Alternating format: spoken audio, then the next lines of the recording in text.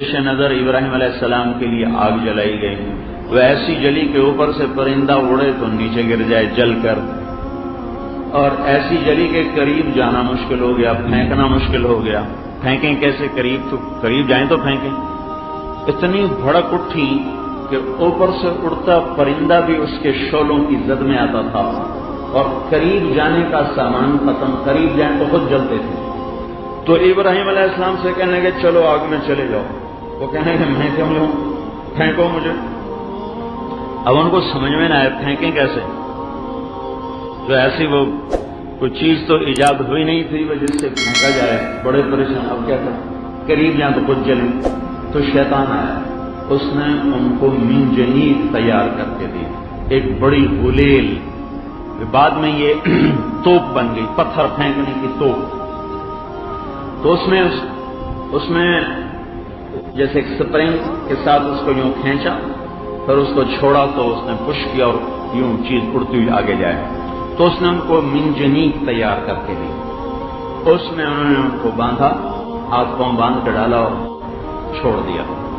اب سارے منتظر ہیں، جو ہی آگ میں جائے گا نا فوراً جل کے ختم ہو جائے گا۔ لہذا آسمان کے فرشتوں میں بھی ہلچل ہے کہ یہ تو کام ہو گیا، انہوں نے بھی آج تک نہیں دیکھا کہ آگ کا جلا بچ جائے، آگ نے بھی آج تک نہیں دیکھا کہ میرے اندر آنے والا بچ جائے، انسانوں نے بھی، زمین آسمان نے بھی آج تک نہیں دیکھا کہ آگ کا جلا بچ جائے۔ لہذا سب دم بخود، سب پہ سناٹا، سب حیران پریشان۔ یوں ابراہیم علیہ السلام اوپر اٹھے اور ادھر آ گیا جبرائیل، ادھر آ گیا پانی کا فرشتہ، اور یوں تینوں ہوا میں جا رہے، اور ابراہیم علیہ السلام خاموش، کوئی زبان پہ بول نہیں۔ آخر جبرائیل نہ رہ سکے، کہنے کے اللہ کا حاج، آپ کو ضرورت نہیں اس وقت میں، آپ کو ضرورت نہیں اس وقت میں، کہ مطلب میں آپ کی مدد کروں۔ کہنے کے اما الیک فلا اما الی اللہ فنعم، ضرورت مند تو ہوں پر تو بھی میرے جیسی مخلوق ہے، تیرا نہیں ہوں، اللہ کا محتاج ہوں، تیرا محتاج کوئی نہیں۔ ان کو یہ پریشانی کہ یہ تو نہ مانگ رہے نہ ہم سے کہہ رہے، تو کہنے لگے اچھا اگر اللہ کے محتاج ہو، مجھ سے نہیں مانگے تو اللہ سے تو مانگو، اللہ سے تو مانگو۔ تو ارشاد فرمایا کیا وہ دیکھ نہیں رہا کہ میں کہاں جا رہا ہوں؟ حسبی سؤالی علمہ بحالی، میرا حال ہی سوال ہے، کیا خبر وہ جلانا چاہتا ہو، میں بچنے کی دعائیں کر بیٹھوں تو کہیں منشا کے خلاف نہ ہو جائے، اور اگر وہ بچانا چاہتا ہے تو پھر میرا حال معلوم ہے، اسے ضرورت نہیں ہے میرے کہنے کی۔ تو اللہ تعالیٰ اب یہ صرف قصہ نہیں سنا رہے، اللہ ایک ذہن بنا رہے کہ اے میرے بندو، یہ ساری کائنات تمہارے رب کی غلام ہے، اس سے وہ ہوتا ہے جو تمہارا اللہ چاہتا ہے۔ جب آگ کے شعلوں پر آئے تو اللہ کا حکم بدل گیا، یا نار کونی بردن وسلاما علی ابراہیم، اے آگ ٹھنڈی ہو جا۔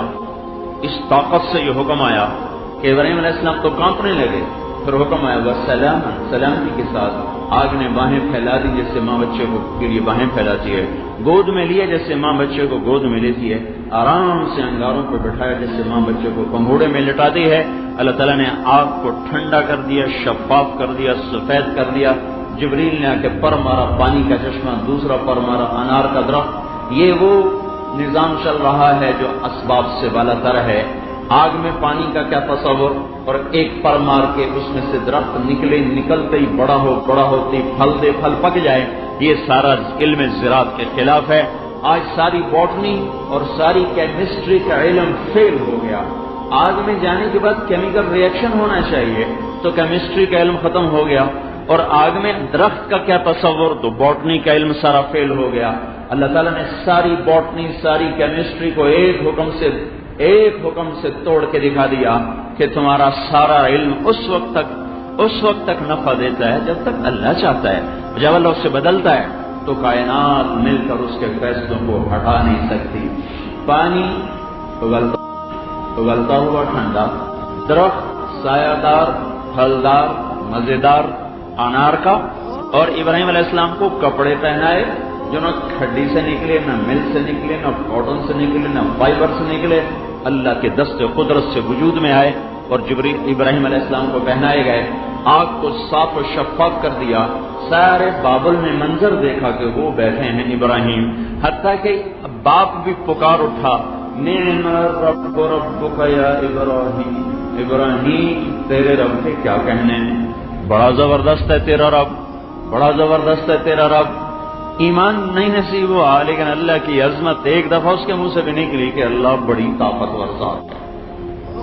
یہ قصہ سنانے سے ہمیں کیا اللہ بتلانا چاہتے ہیں؟ ہمیں یہ بتلانا چاہتے ہیں کہ مادیات کے، نباتات کے، جمادات کے، سونے چاندی کے غلام بن کے مت چلو، سب کچھ اللہ کا ہے، اللہ کے غلام بن کے چلو، یہ اللہ ہمیں بتانا چاہتے ہیں۔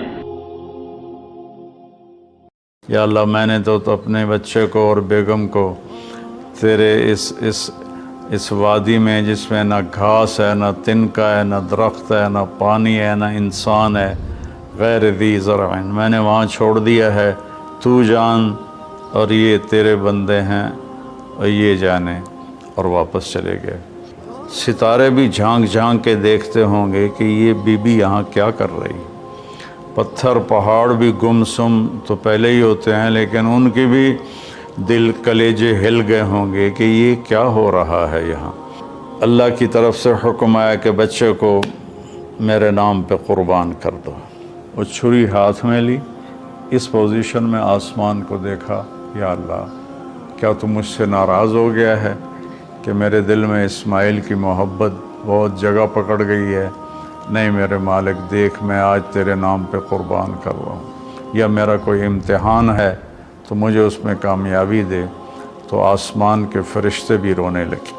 اور یہ اس واقعے میں کوئی بچہ ذبح نہیں ہونا تھا، اور یہ بچے کو جدا کرنا کوئی اللہ کی مجبوری نہیں تھی، ایک انسانیت کو پیغام دینا تھا کہ اللہ جو کہے اس کو پورا کر دو، یہی تمہاری کامیابی۔ اصل مقصد قربانی کا، ہم جانور قربانی کا کرتے ہیں کہ ہم اپنے حرام جذبات پہ چھری چلاتے، یا اللہ تیری مانیں گے، تیرے نبی کی مانیں گے، اور اس کے خلاف جو چیز آئے گی یا اللہ ہم اس سے بچ کے چلیں گے، یہ اس قربان۔ السلام علیکم ورحمۃ اللہ وبرکاتہ۔ بسم اللہ الرحمن الرحیم، والصلاة والسلام علی رسولہ الکریم وعلی آلہ وصحبہ اجمعین۔ اللہ تعالیٰ نے ہمیں یہ زندگی دی ہے ایک امتحان کے لیے، اور بہت مختصر امتحان ہے، چند دہائیوں میں زندگی کا اختتام ہو جاتا ہے، پھر ہم ایک ہمیشہ کی زندگی میں داخل ہو جاتے ہیں جہاں کا دار و مدار ہمارے اعمال پر ہے۔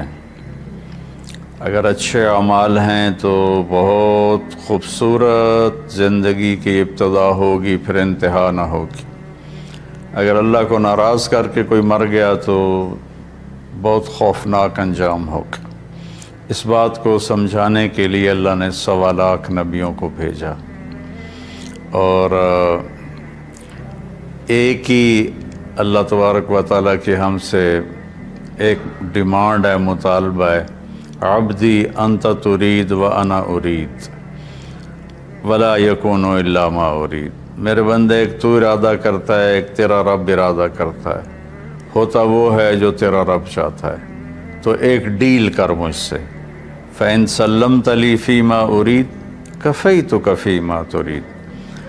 تو میری مان لے دنیا میں، پھر میں ہمیشہ کے لیے تیری چاہت کو پورا کر دوں گا۔ وَإِن لَمْ تُسَلِّمْ لِي فِي مَا أُرِيدُ أَتْعَبْتُكَ فِي مَا تُرِيدُ وَلَا يَكُونُ إِلَّا مَا أُرِيدُ۔ اور اگر تو نے وہ میرا چاہا پورا نہ کیا تو میں تجھے تیری چاہتوں میں تھکا دوں گا، اور ہوگا وہی جو تیرا رب چاہے گا۔ اس مختصر زندگی کو اللہ کی اطاعت میں گزار دیں، جو وہ چاہتا ہے وہ کر دیں، جس سے روکتا ہے اس کو چھوڑ دیں۔ ابراہیم علیہ السلام کی قربانی اسی سبق کو دہرایا گیا ہے، اور اس میں ہمیں یہی سبق دیا گیا ہے کہ اللہ جو مانگے وہ دے دیا جائے۔ آپ اس سے اندازہ لگائیں کہ ابراہیم علیہ السلام رب حب لی من الصالحین دعا مانگتے مانگتے بوڑھے ہو گئے، اور تقریباً کوئی 84 یا 86 سال کی عمر میں اللہ نے حضرت ہاجرہ کے پیٹ سے اللہ تعالیٰ نے ان کو بیٹا دیا جس کا نام انہوں نے اسماعیل رکھا۔ اور حضرت ابراہیم علیہ السلام کا مقام فلسطین ہے، وہاں آپ رہتے تھے۔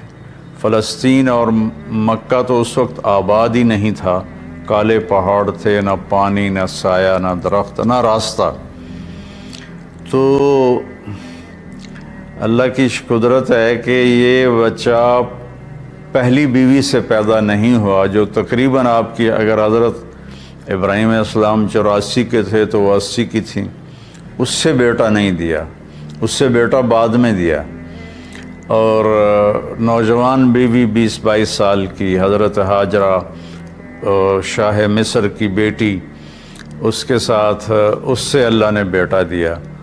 تو بڑھاپے کی اولاد تو دل کو پکڑ لیتی ہے، تو ابراہیم علیہ السلام کو ان سے بہت پیار، بہت محبت۔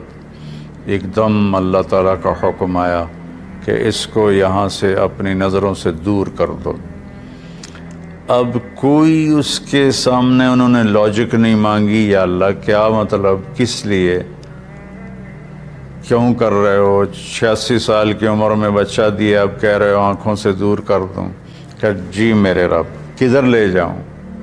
کہا جبریل آئے گا، تمہیں راستہ بتائے گا اور تم اس کے پیچھے پیچھے چلو گے۔ تو جبریل انسانی شکل میں ایک اونٹنے پہ سوار، دنیا معجزات کی نہیں ہے ورنہ یوں پکڑ کے وہاں پہنچا دیتے، اونٹنے پہ سوار ابراہیم علیہ السلام اور حضرت سارہ اور اسماعیل یہ دوسری اونٹنے پر سوار، اور یہ کوئی 1500 کلومیٹر کا سفر طے کرتے کرتے کرتے، کالے پہاڑ، کالی راتیں اور صحرا اور دشت و بیاباں اور کہاں کہاں سے گزار کر جب مکہ پہنچے، جہاں 4 پہاڑ تھے ایسے، ایک صفا، ایک مروہ، ایک جبل ابی قبیس، ایک کو جبل ہندی کہتے تھے، وہ تو مٹا دیا ہے سارا۔ ان 4 پہاڑوں میں ایک نشیب تھا، ایک گہری جگہ تھی۔ تو جب وہاں اترے تو سبحان اللہ، جبریل کہنے لگے یہاں اپنی بیگم اور بچے کو اتار دیں اور واپس چلے جائیں۔ تو جب ابراہیم علیہ السلام کو آگ میں ڈالا گیا تھا تو انہوں نے کچھ بھی نہیں کہا تھا، حسبی اللہ و نعم الوکیل، یہ پڑھتے ہوئے جا کر آگ میں کود گئے تھے۔ لیکن یہ منظر آگ میں کودنے سے زیادہ خوفناک تھا کہ ابراہیم علیہ السلام کی زبان مبارک سے نکلا، یہاں کیوں؟ یہاں تو نہ کوئی پانی، نہ سایہ، نہ درخت، یہاں کیسے؟ تو جبریل نے عرض کیا کہ آپ کے رب کی منشا ہے کہ یہ اس کو یہیں چھوڑ دیا جائے، اس بچے کی نسل سے آخری نبی پیدا ہوں گے، یہاں یہ اللہ کا گھر بنائیں گے۔ تو جبریل تو 3 دن وہاں، جبریل تو چلے گئے، ابراہیم علیہ السلام نے وہاں ان کے لیے کوئی تھوڑا چھپر وغیرہ یا بنایا یا نہ بنایا، یا کسی کیکر کے نیچے، واللہ عالم، تاریخ خاموش ہے۔ اور وہاں ان کو چھوڑا اور واپس ہو لیے۔ جب واپس ہوئے تو حضرت ہاجرہ کہنے لگیں، یہ آپ کدھر جا رہے ہیں؟ اور حکم تھا جواب نہیں دینا، وہ خاموش۔ تو حضرت ہاجرہ بچے کو گود میں لیا ہوا ساتھ ساتھ چل رہی ہیں، وہ اونٹنے کی رسی پکڑ کے پیدل وہ بھی چل رہے ہیں۔ 3 میل تک وہ ساتھ ساتھ چلتی رہیں اور یہی پوچھتی رہیں کہ آپ ہمیں کیوں چھوڑ کے جا رہے ہیں، کہاں چھوڑ کے جا رہے ہیں؟ تو آخر میں ان کو خیال آیا یہ اللہ کے نبی ہیں، تو کہنے لگے اللہ امرک، کیا اللہ نے آپ سے کہا ہے؟ تو ابراہیم علیہ السلام نے سر ہلایا کہ ہاں، کہ اذن لن یضیعنا اللہ۔ ایک اور ہاجرہ نے جنم لیا جس کا ایمان فرشتوں سے بھی اوپر جا چکا تھا، اور انہوں نے تنک کے کہا جاؤ پھر اللہ ہمیں کبھی ضائع نہیں کرے گا، اور اپنے ایک دم ان کی ہمت جوان ہو گئی۔ اور وہاں ابراہیم علیہ السلام اونٹنی پہ سوار ہوئے اور چلتے چلتے پہاڑی پر چڑھے۔ حضرت ہاجرہ ان کو دیکھ رہی ہیں، دیکھ رہی ہیں، دیکھ رہی ہیں، پہاڑی سے نیچے اتر گئے۔ یہ بوجھل قدموں سے واپس ہوئیں تو ابراہیم علیہ السلام وہاں جب بچے سے بیوی سے اوجھل ہو گئے تو اونٹنی سے اتر گئے اور پھر اللہ کے سامنے ہاتھ اٹھائے، ربنا انی اسکنت من ذریتی بواد غیر ذی زرع عند بیتک المحرم۔ یا اللہ میں نے تو اپنے بچے کو اور بیگم کو تیرے اس وادی میں جس میں نہ گھاس ہے، نہ تنکا ہے، نہ درخت ہے، نہ پانی ہے، نہ انسان ہے، غیر ذی زرع، میں نے وہاں چھوڑ دیا ہے، تو جان اور یہ تیرے بندے ہیں اور یہ جانے، اور واپس چلے گئے۔ تو میں سوچا کرتا ہوں، ہمارے بچے چھوٹے چھوٹے تھے تو رات کو جب بجلی چلی جاتی تھی وہ کسی کی آنکھ کھلتی تھی تو وہ چیخیں مارنا شروع کر دیتا تھا اندھیرے سے ڈر کے۔ اور آپ تھوڑا سا تصور فرمائیں، مستورات بھی سن رہی ہیں، مرد بھی سن رہے ہیں، ایک ماں ہے، اور خاص طور پر ماں کے احساسات کو ماں ہی محسوس کر سکتی ہے کہ جب رات آئی ہوگی، کالی سیاہ رات اور کالے پہاڑ اور کالے پتھر، سنسان وادی اور تیز ہوائیں، تو اس تنہا ستارے بھی جھانک جھانک کے دیکھتے ہوں گے کہ یہ بی بی یہاں کیا کر رہی۔ پتھر پہاڑ بھی گمسم تو پہلے ہی ہوتے ہیں، لیکن ان کی بھی دل کلیجے ہل گئے ہوں گے کہ یہ کیا ہو رہا ہے یہاں۔ ایک عورت بیٹھی ہوئی ہے، 20-22 سال کی عمر ہے، مصر کی شہزادی ہے اور بچے کو گود میں لیے بیٹھی ہے۔ تو اس طرح سے یہ ایک زندگی شروع ہوئی، اور 3 دن کے بعد پانی بھی ختم ہو گیا اور چھاتیوں کا دودھ بھی ختم ہو گیا، چونکہ کھانا ختم ہو گیا۔ تو پھر جو صفا مروہ کے ساتھ انہیں پتہ تھا کوئی نظر نہیں آئے گا، کچھ نہیں ہوگا، صفا پہ چڑھی، ادھر دیکھا ادھر دیکھا، اونچے کوٹھے تے چڑھ دیکھا، ادھر دیکھا ادھر دیکھا، کوئی نظر۔ پھر نیچے اتری، پھر جہاں بچہ نظروں سے غائب ہو گیا وہاں دوڑ لگائی اور پھر مروہ پہ چڑھی۔ آج ہم سیدھا ایئر کنڈیشن وہاں انہوں نے ہال بنا، گیلری بنا دیا ہے، لیکن ہم چلتے چلتے تھک جاتے ہیں۔ وہ پتھروں سے ٹکراتی ہوئی اور کانٹوں سے الجھتی ہوئی، کبھی صفا کبھی مروہ، کبھی صفا کبھی مروہ، 7 چکر لگائے۔ شکر ہے وہ 7 پر ہی تھک کے بیٹھ گئیں، زیادہ لگاتی تو شاید کوئی صفا مروہ کے صحیح کر بھی نہ سکتا، تو پھر وہ گر گئیں اور بے بسی سے اپنے بچوں کی طرف نظریں دوڑائیں کہ وہ نہیں چاہتی تھیں کہ بچہ میری گود میں مرے، کہ میں یہاں مر جاؤں وہ وہاں مر جائے۔ لیکن وہاں ایک نوجوان کو دیکھا تو پھر ممتا زندہ ہو گئی، انہوں نے اپنی پوری طاقت کو جمع کر کے دوڑ لگائی۔ جب وہاں پہنچیں تو وہ نوجوان تو غائب ہو چکا تھا، وہ جبریل تھے انسانی شکل میں، انہوں نے پر مارا اور وہاں سے پانی کا چشمہ نکلا۔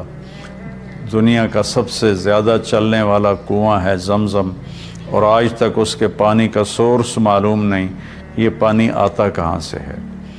تو اس طرح اسماعیل علیہ السلام پروان چڑھے، اور پھر میرے رب کا دوسرا حکم آ گیا کہ اللہ کی طرف سے حکم آیا کہ بچے کو میرے نام پہ قربان کر دو۔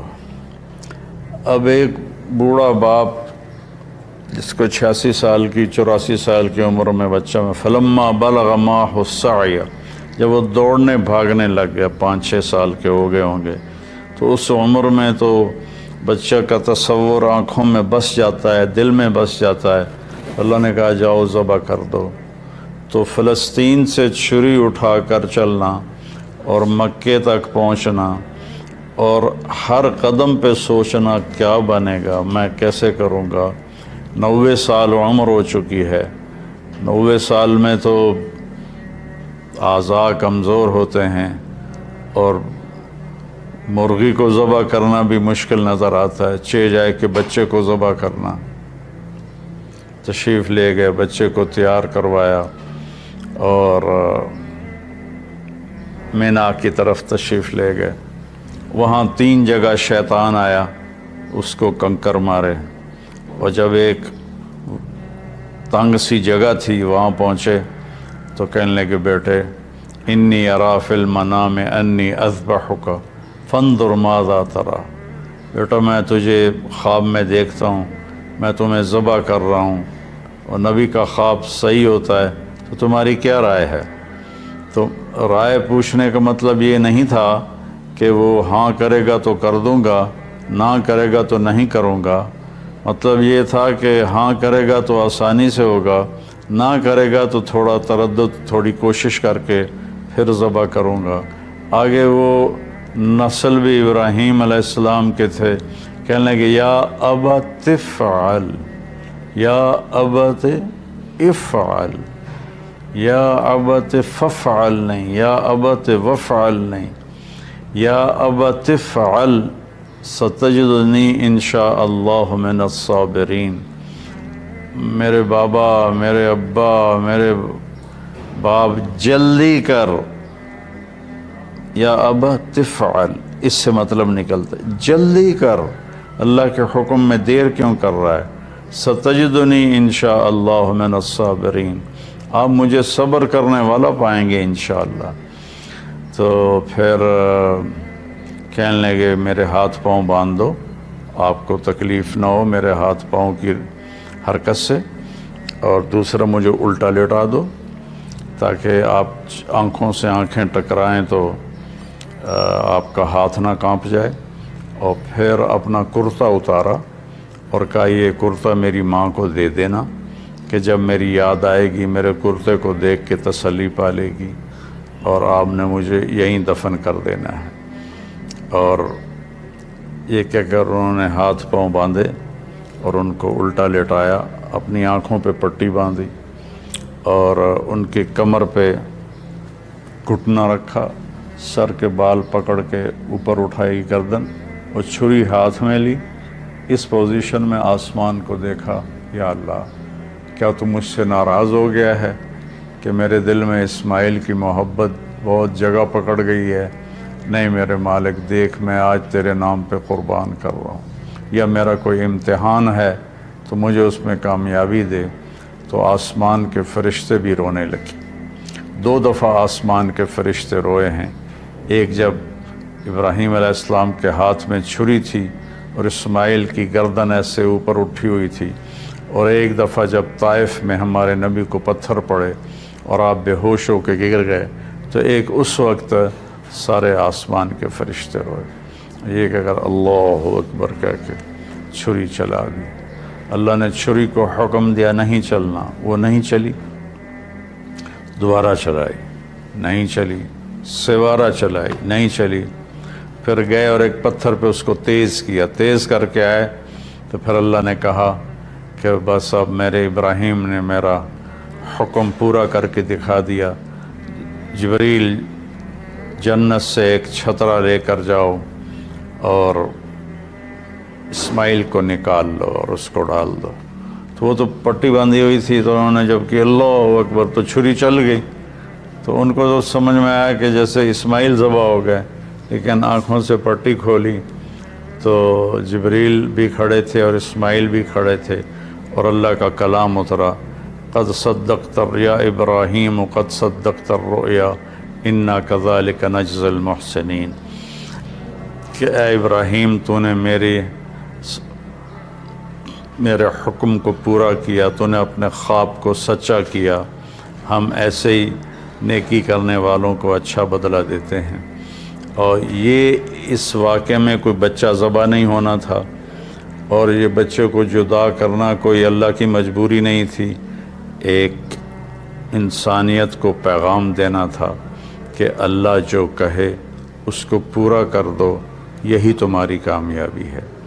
ہمارے زمانے میں کامیابی کا مفہوم بدل گیا ہے کہ پیسہ ہو اور دولت ہو، شہرت ہو، عزت ہو، بڑی بڑی گاڑیاں ہوں، بڑے بڑے گھر ہوں۔ میرے رب کی قسم اللہ نے نہ ان میں عزت رکھی ہے، نہ ان میں سکون رکھا ہے، نہ ان میں کامیابی رکھی ہے۔ اللہ تعالیٰ کی مان کے چلتے ہوئے وہ گدھے پہ سوار ہو یا مرسڈیز پہ سوار ہو، وہ پرسکون ہوگا، اور اللہ کی نہ مان کے وہ سونے کی کار بھی گاڑی بھی بنوا لے، سونے کا بیڈ روم بنوا لے، اس کو سکون نہیں ملے گا۔ میرے رب نے ہم سے یہ ایک بات مانگی ہے کہ میری مان لو، میری مان لو۔ یہ چھری اللہ نے ابراہیم علیہ السلام کے ذریعے اسماعیل پہ چلوائی اور اس کو چلنے سے روک دیا۔ پھر یہ چھری حضرت عبداللہ کے گردن پہ چلنے لگی، میرے نبی کے والد محترم رضی اللہ عنہ۔ اللہ نے چھری کو وہاں سے ہٹا دیا اور چھری کو نہیں چلنے دیا، لیکن چھری نے چلنا ضرور تھا جب اہل بیت کی باری آئی اور میرے نبی کے لاڈلے کی باری آئی۔ حسین منی و انا منہ، حسین منی و انا منہ، حسین منی و انا منہ۔ حسین مجھ سے ہے، میں حسین سے ہوں، حسین مجھ سے ہے، میں حسین سے ہوں، حسین مجھ سے ہے، میں حسین سے ہوں۔ اور آپ ان کو ایسے اپنے پاؤں پر کھڑا کر کے جھولا جھلا رہے تھے اور فرما رہے تھے اسعد المرتقی، اوپر چڑھو اوپر۔ وہ ایسے ڈولتے ڈولتے اوپر آ رہے تھے، یہاں تک آئے، یہاں تک آئے، یہاں تک آئے۔ جب یہاں تک آئے تو میرے نبی ایسے ہو گئے اور ان کو یہاں سینے پر کھڑا کر لیا اور دونوں ہاتھ فکس کر کے ان کو دیکھا اور یوں پیار کیا اور کہا اے اللہ میں حسین سے محبت کرتا ہوں، پیار کرتا ہوں، تو بھی اس سے پیار فرما۔ تو جب حسین کی باری آئی تو چھری اکیلے حسین علیہ السلام پہ نہیں چلی، ساری آل پہ چل گئی۔ 17 نوجوان آل رسول کی گردنیں کٹ کے نیزوں پہ چڑھ گئیں کہ میں رنگ لاتی ہے حنا پتھر پہ کس جانے کے بعد کہ اور وہ یہاں تک ہمیں نہیں آزمایا جائے گا، وہ تو بڑے لوگ تھے۔ تو منشاء خداوندی یہ ہے کہ ہم اس کی مان کر چلیں۔ اس امت میں پھر اللہ تعالیٰ نے ہمیں دکھایا کہ میرے نبی کے صحابہ نے کیسے قربانیاں دیں۔ حضرت حبیب بن زید رضی اللہ عنہ کو آپ نے مسلمہ کذاب، مسلمہ جھوٹا نبی تھا، اس کے پاس بھیجا کہ توبہ کرو اور میرے اوپر ایمان لاؤ۔ تو انہوں نے حبیب بن زید کو پکڑ لیا، کہنے لگا تم گواہی دیتے ہو محمد اللہ کا رسول ہے؟ کہنے لگا ہاں میں گواہی دیتا ہوں۔ کہنے لگا تم گواہی دیتے ہو میں اللہ کا رسول ہوں؟ کہنے لگا مجھے سنائی نہیں دیتا۔ تو اس نے ایک ہاتھ کاٹ دیا۔ پھر کہنے لگا تم گواہی دیتے ہو محمد اللہ کے رسول ہیں؟ کہنے لگے ہاں میں گواہی دیتا ہوں، محمد اللہ کا رسول ہیں صلی اللہ علیہ وسلم۔ کہا تم گواہی دیتے ہو کہ میں اللہ کا رسول ہوں؟ کہا مجھے سنائی نہیں دیتا۔ اس نے دوسرا ہاتھ کاٹ دیا۔ پھر کہنے لگا تم گواہی دیتے ہو محمد اللہ کا رسول ہے؟ کہا ہاں۔ کہا تم گواہی دیتے ہو میں اللہ کا رسول ہوں؟ کہا مجھے سنتا نہیں۔ انہیں ایک پاؤں کاٹ دیا۔ پھر اس نے کہا تم گواہی دیتے ہو محمد اللہ کا رسول ہے؟ کہنے لگے ہاں۔ تم گواہی دیتے ہو میں اللہ کا رسول ہوں؟ کہنے لگے سنائی نہیں دیتا۔ تو اس نے دوسرا پاؤں بھی، دونوں ہاتھ کاٹ دیے، دونوں پاؤں کاٹ دیے۔ پھر کہنے لگا بتاؤ تم میری رسالت کی گواہی دو۔ کہا میں سنتا نہیں، تو گوشت کی بوٹی اتار دی۔ پھر کہا تم کہو میں اللہ کا رسول ہوں۔ کہا مجھے سنتا نہیں، تو گوشت کی بوٹی اتار دی۔ کرتے کرتے کرتے پورا گوشت زندہ کی بوٹیاں کاٹ کے تڑپا کے ان کو شہید کیا۔ کس قدر دردناک موت ہے۔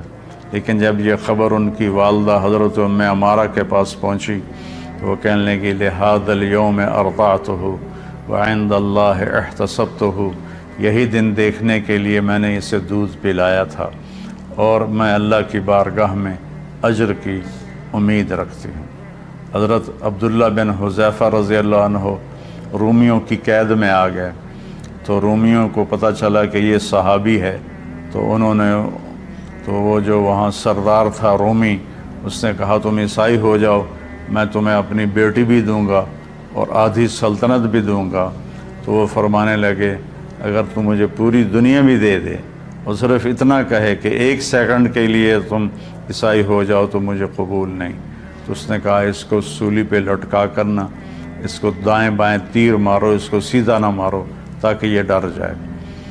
تو انہوں نے ان کو لٹکایا لکڑی پر اور تیر چلا رہے ہیں ادھر ادھر اور سائیں تیر گزر رہے ہیں۔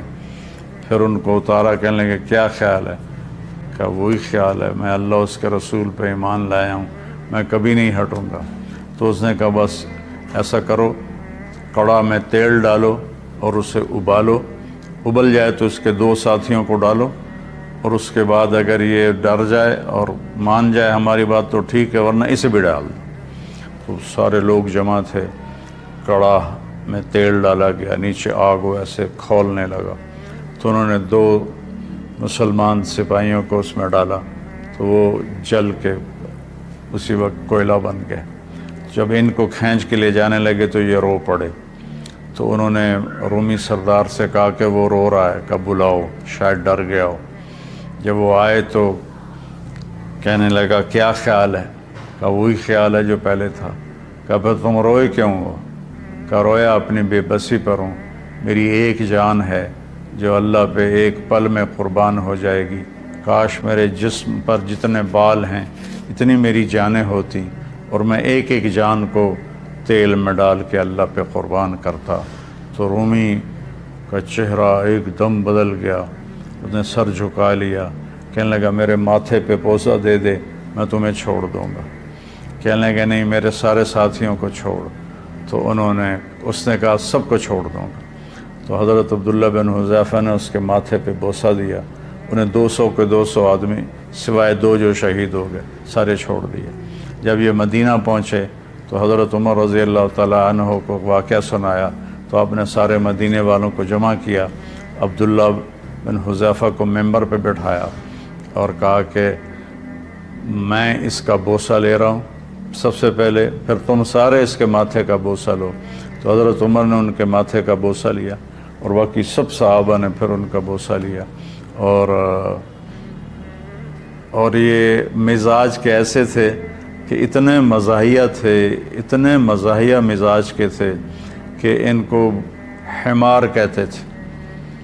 اور ایک دفعہ کسی نے شکایت کی یا رسول اللہ یہ عبداللہ بہت فضول باتیں کرتا ہے، سبحان اللہ، اور ایسی ہی بیکار باتیں کرتا رہتا ہے۔ تو آپ نے فرمایا دعوہ فإنہ یحب اللہ ورسولہ، اسے کچھ نہ کہو، یہ اللہ اس کے رسول سے پیار کرتا ہے۔ تو یہ اصل مقصد قربانی کا، ہم جانور قربانی کا کرتے ہیں کہ ہم اپنے حرام جذبات پہ چھری چلاتے ہیں، یا اللہ تیری مانیں گے، تیرے نبی کی مانیں گے، اور اس کے خلاف جو چیز آئے گی یا اللہ ہم اس سے بچ کے چلیں گے۔ یہ اس قربانی کا فلسفہ ہے۔ اللہ مجھے، میرے سارے بہن بھائی اور پوری امت مسلمہ کو، میرے پاکستانی عوام کو اللہ اس کی سمجھ نصیب فرمائے، مجھے بھی سمجھ نصیب فرمائے کہ جب ہم دنیا سے جائیں تو اللہ ہم سے راضی ہو، ایسے نہ جائیں کہ اللہ ہم سے ناراض ہو۔ السلام علیکم ورحمۃ اللہ۔ اللہ کہتا خلط عملا صالحا وآخر سیئا، میرے کچھ بندے ایسے ہیں کبھی نیکی بھی کر لیتے ہیں، کبھی گناہ بھی کر لیتے ہیں۔ یہ اللہ تعالیٰ قرآن میں خود بتا رہا ہے کہ میرے کچھ بندے ایسے کبھی بڑے نمازی بن جاتے ہیں، کبھی مسجد کا راستہ ہی بھول جاتے ہیں، اور کچھ بندے ایسے ہیں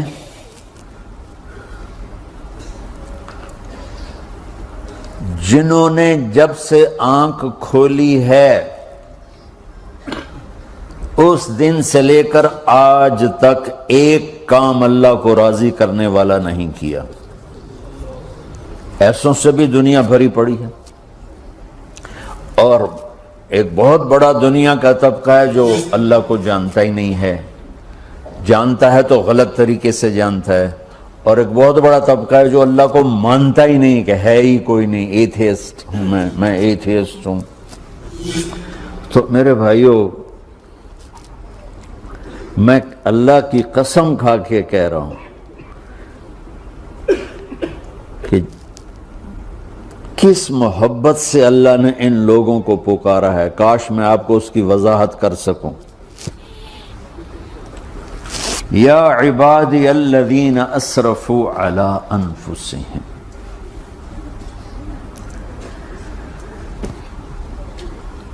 مجھے اپنے بیٹے پر بھی غصہ آتا ہے تو میں کہتا نکل جا، تو میری اولاد ہی نہیں ہے۔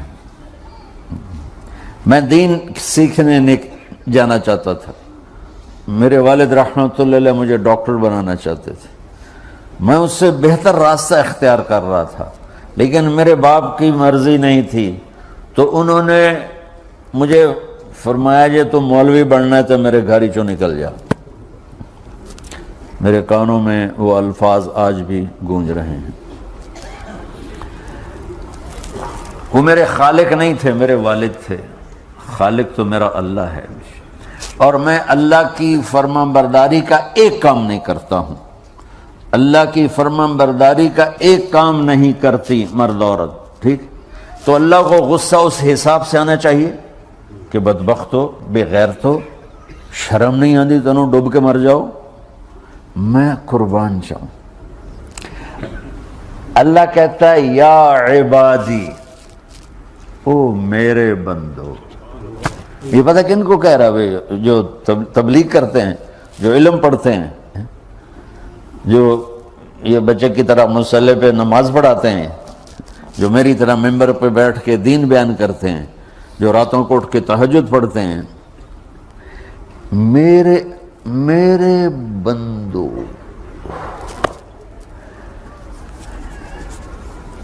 آپ نے دیکھا وہ شہد ایک دھار بناتا ہے، ٹپکتا ہوا نیچے آتا ہے نا۔ اللہ کی قسم اس آیت سے اللہ کی محبت کا شہد یوں نکلتا نظر آتا۔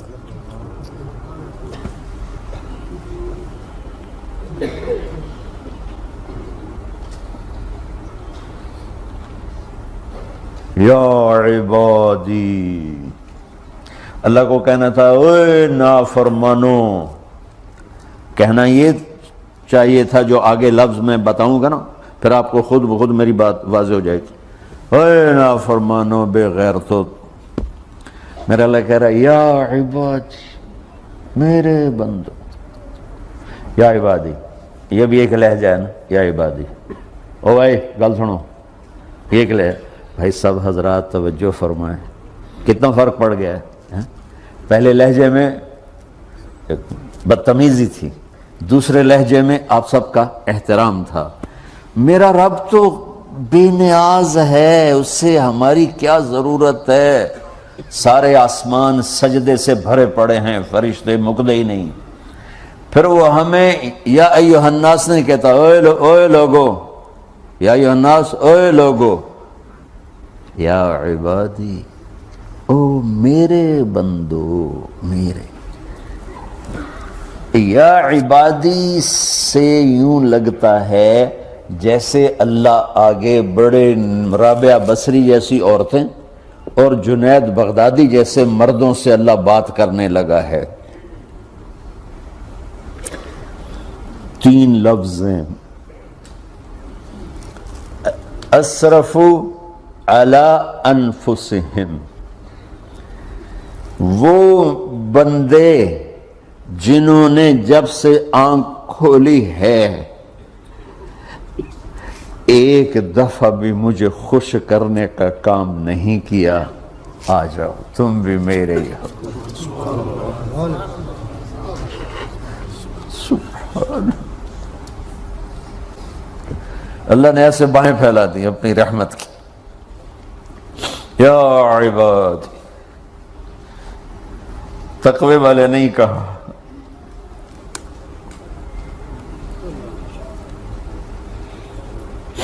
روزے والے نہیں کہا، پردے والی عورتوں کو نہیں کہا، حلال کمانے والے، تہجد پڑھنے والے، علم پڑھنے والے۔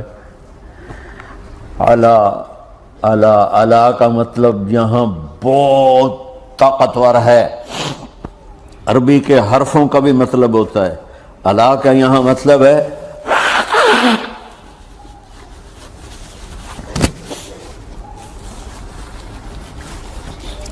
آپ نے اس ممبر کو کور کیا ہوا ہے کپڑے کے ساتھ، کہیں سے نظر آ رہا ہے؟ بولو، کہیں سے نظر آ رہا ہے؟ اس کو اعلیٰ کہتے ہیں۔ اللہ کیا کہہ رہا ہے کہ جنہوں نے اتنے گناہ کیے ہیں کہ ان کا جسم گناہوں میں ڈوب گیا ہے، وہ نظر ہی نہیں آتا ہے، صرف اوپر گناہ ہی گناہ نظر آ رہے ہیں، نافرمانیاں نظر آ رہی ہیں، ان کا اپنا وجود اس میں نظر ہی نہیں آ رہا۔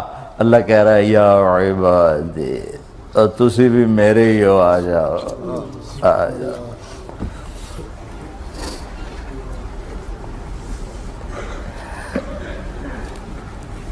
بتاؤ ایسے مہربان رب سے بغاوت کرنا ہے کوئی غیرت کی بات؟ چند روزہ زندگی کے پیچھے، چند ٹکوں کے پیچھے، چند پیسوں کے پیچھے، یا عبادی یا عبادی،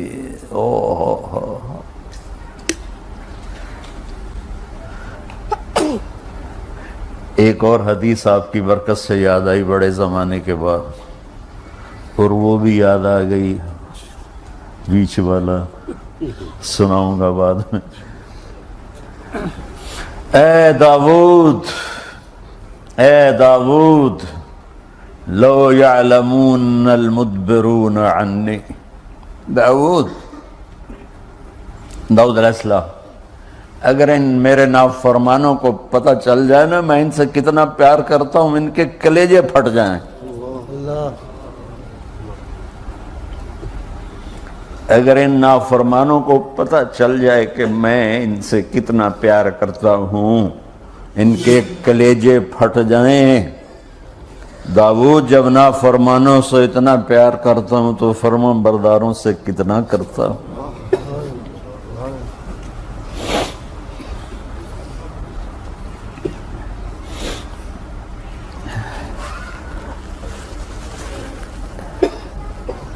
آگے بات کیا کی ہے